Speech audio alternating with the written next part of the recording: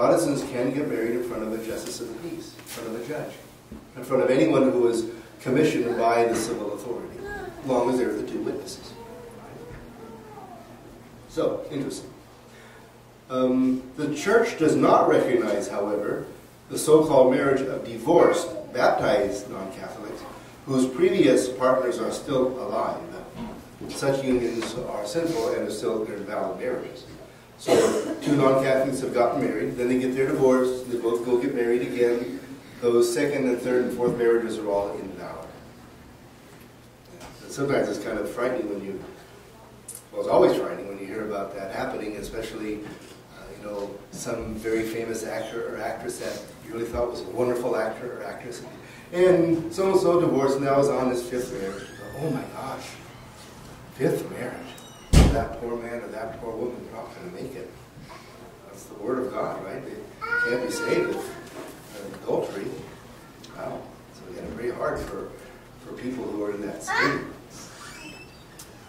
Another point, a marriage between two unbaptized persons, if they follow the rules and have the necessary conditions for what marriage is, right, is a valid contract. But it's not a sacrament. Okay, clear?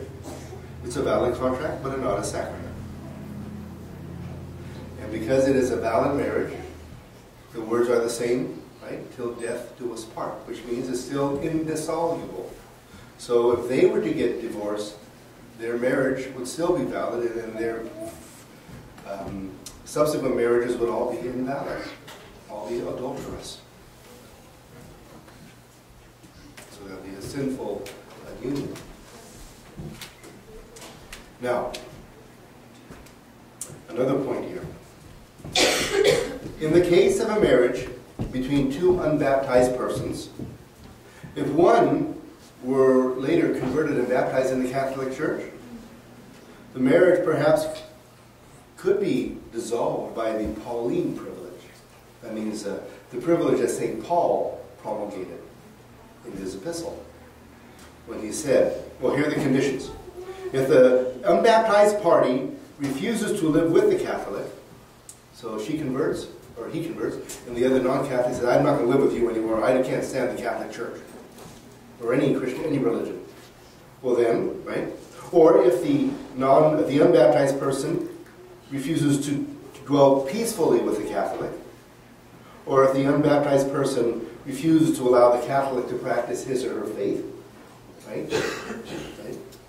Then the marriage bond may be dissolved by the Church, by the Pauline privilege, and the Catholic party, the converted Catholic, can get married again to a Catholic, not to a Protestant. Right? So there can be a dissolving of that bond to marry a Catholic person in the Church.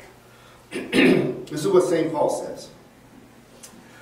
If any brother has an unbelieving wife, and she consents to live with him, let him not put her away. So if they do consent to live peaceably, they still are in love with the person, then you can't divorce them. They still live together peacefully. Right? And if any woman has an unbelieving husband, but he consents to live with her, let her not put away her husband. For by staying together, they sanctify each other, right, in the family. But if the unbeliever departs, let him depart. For a brother or sister is not under bondage in such cases. That's in 1 Corinthians chapter 7, verses 12 through 15. It's called the Pauline privilege. Now, what is necessary to receive the sacrament of matrimony worthily, to make it a worthy sacrament?